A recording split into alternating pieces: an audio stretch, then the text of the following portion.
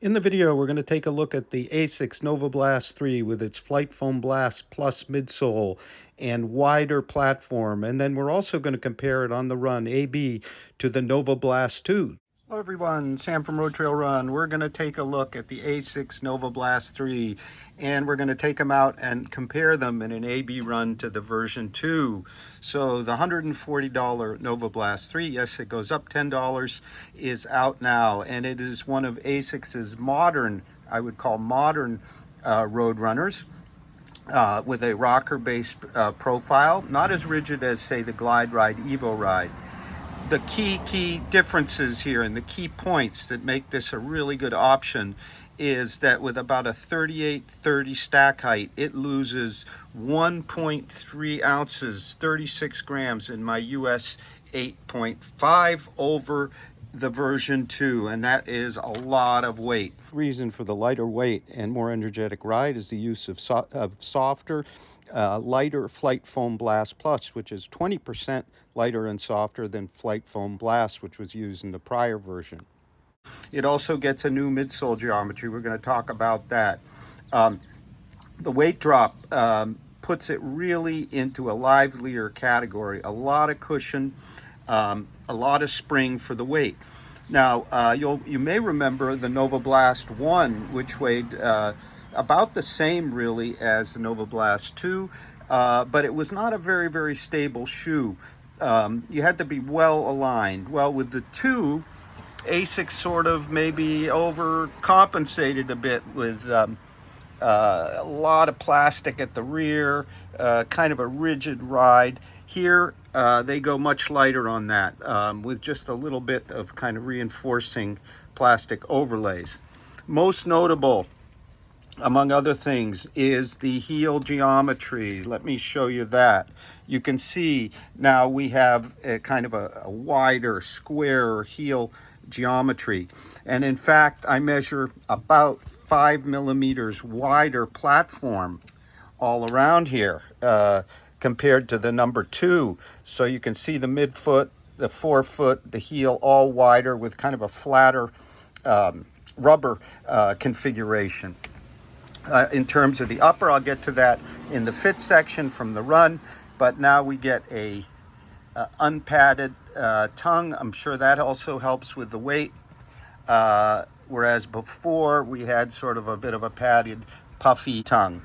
I found the lace up really good, a little bit less cushioning there, but I'll take that for the weight loss, and also a bit more secure midfoot hold. The mesh itself, very similar.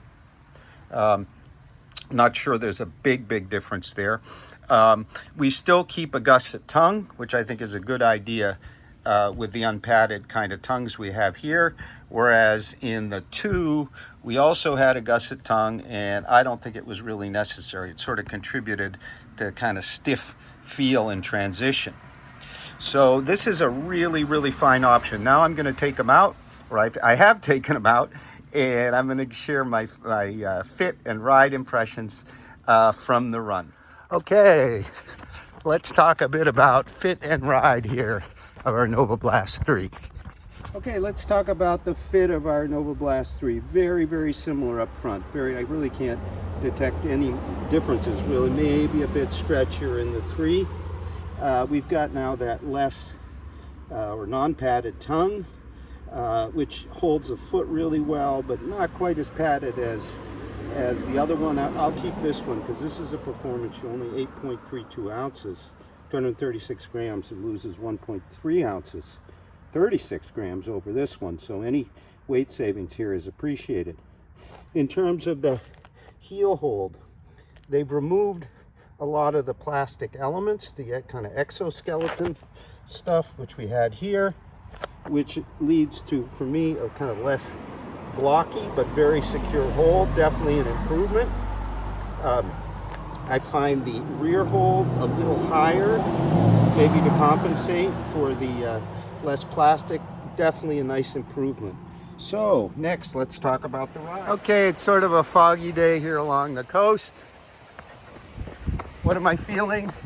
Well, the lightness of the Novablast 3, 1.3 ounces, 36 grams lighter with the Flight Foam Blast Plus really is making a difference here. They're more energetic, not hugely different, but more energetic.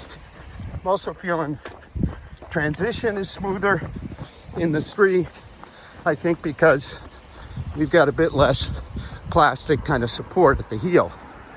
I'm going to keep going. So let's get into the details of the ride.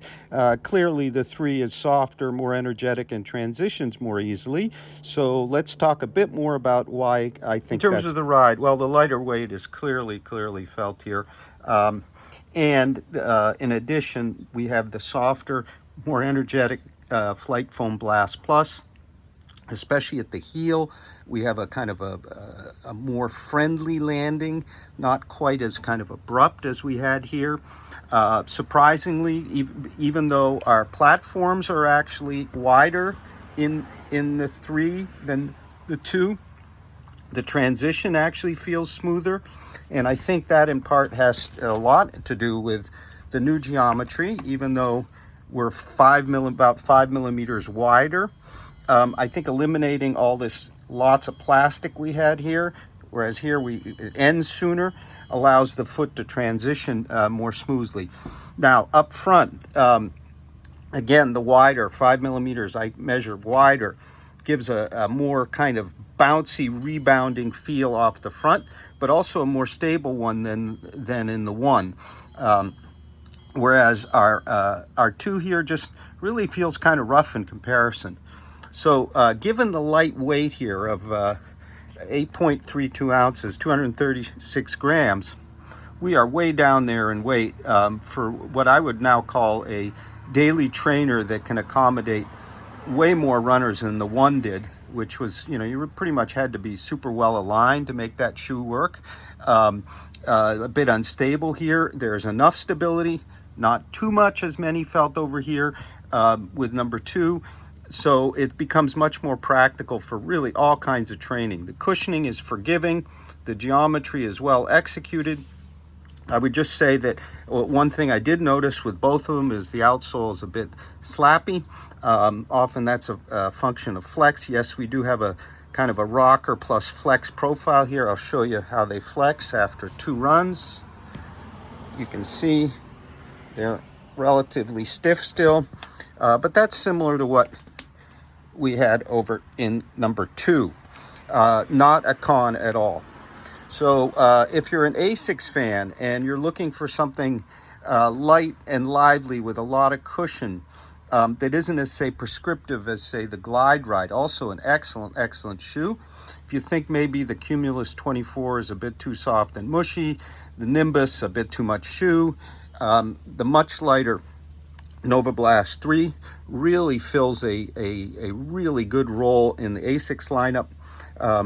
While not a stability shoe, one shoe I thought of while I was running today was the Saucony Tempest, about equivalent amounts of cushioning. It is a bit more stability oriented, but I did think of that because it's another shoe that tracks really well linearly with good inherent stability, as we now have here on the wider platform. So we're going to have a full multi-tester written review over on RoadTrailRun real soon.